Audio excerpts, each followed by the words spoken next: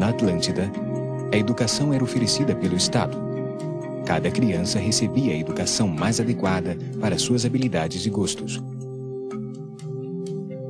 Ensinavam química, matemática, astronomia e cura magnética.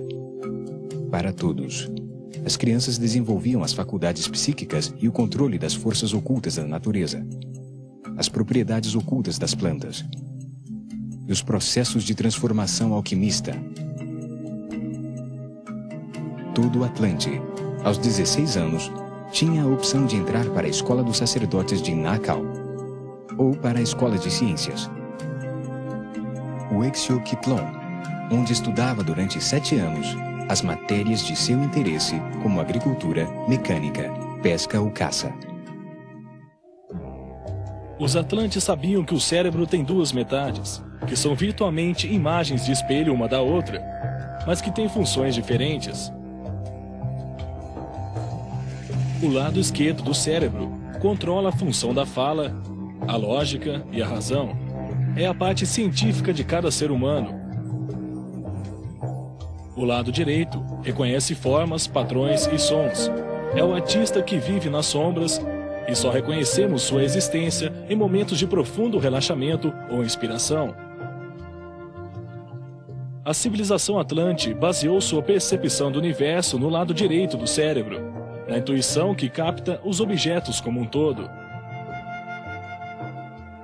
Esse tipo de entendimento é chamado lunar e produz uma visão integrada de toda a realidade.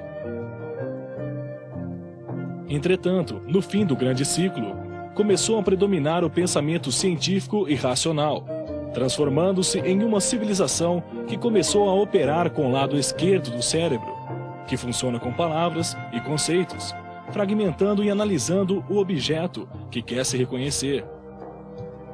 Essa maneira de entender o universo é chamada de solar e está baseada na razão. É uma forma mais estreita de consciência, resultado do abandono do uso do lado direito do cérebro. A religião universal centrada na Lua, a deusa branca, é substituída pelo deus Sol, Apolo, símbolo da ciência e da racionalidade. Os pensamentos são eventos eletromagnéticos de muita curta duração que acontecem no sistema neurológico.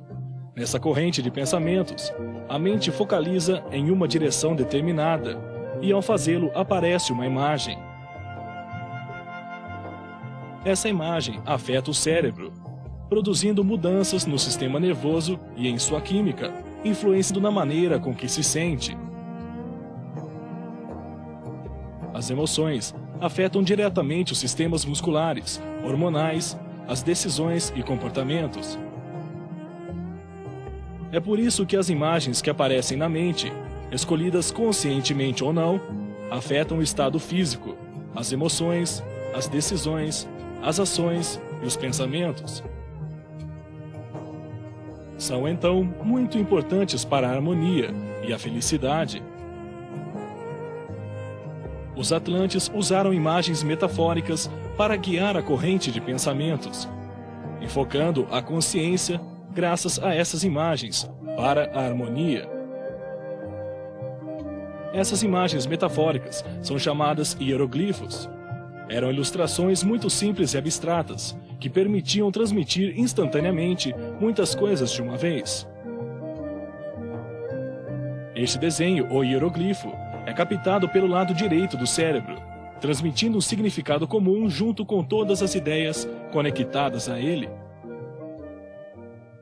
A ilustração transmite tudo o que significa o objeto, como se tivesse ensinado o que representa, para que serve, quem o fez e como se utiliza. Ao se colocar muitas ideias simultâneas, a realidade interna de cada indivíduo é imediatamente acionada, o que dá então a ideia representada no desenho. Essa forma de comunicação por imagens e não por palavras é a base da telepatia, que é uma faculdade do lado direito do cérebro. Uma civilização que se comunica dessa maneira pode conseguir mais facilmente níveis superiores de energia. A palavra é uma coleção de letras e sílabas que capta o lado esquerdo do cérebro, baseada na linguagem humana, em vez de em desenhos de objetos. Um símbolo representa cada sílaba e cada palavra, designa um objeto que se expressa em um só conceito congelado. A escritura de sílabas, que supõe-se tenha sido um dos avanços mais importantes da história do homem, apareceu quando abandonaram um sistema baseado no lado direito do cérebro, que usava as imagens para conectar muitas ideias simultaneamente. Esse foi realmente o significado da Torre de Babel. Representou a perda da comunicação através das imagens, um acontecimento que atrasou o desenvolvimento da consciência do homem. Essa maneira lunar intuitiva, baseada no lado direito do cérebro, combinada com a maneira atual racional, baseada no lado esquerdo do cérebro, pode levar o homem a um novo lugar. O uso simultâneo dos hemisférios. Isso pode acelerar o desenvolvimento de sua consciência e conduzi-lo a elevadíssimos níveis de energia. Esse foi o caso dos maias.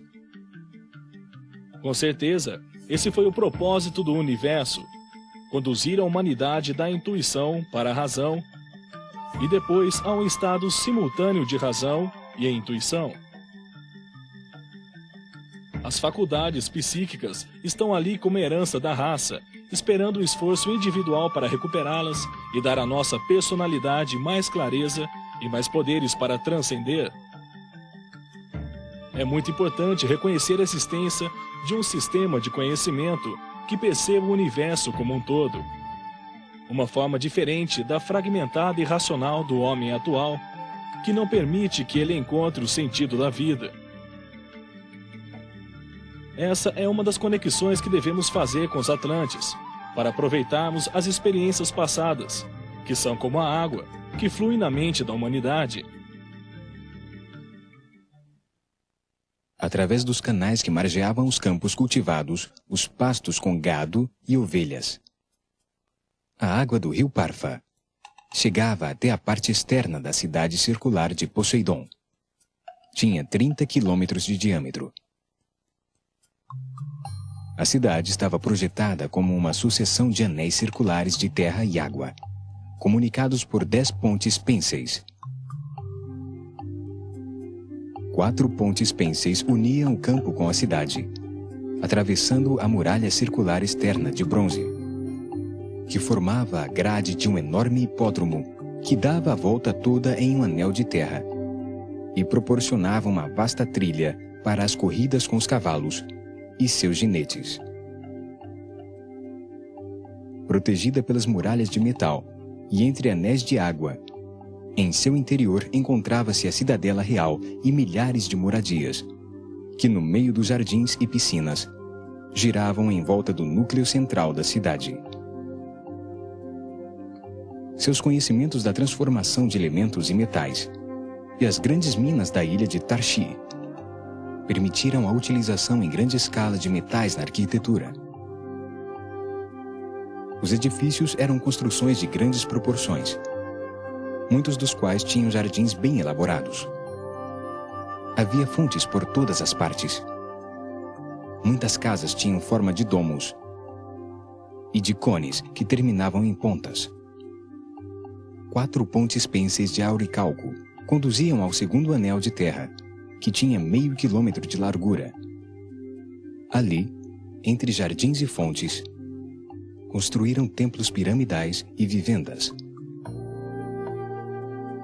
A maioria das casas dos oficiais da corte e o palácio dos estrangeiros estavam onde ficavam os forasteiros por conta do governo, quando decidiam ficar em Poseidon. Outra ponte pêncil com gigantescas torres de bronze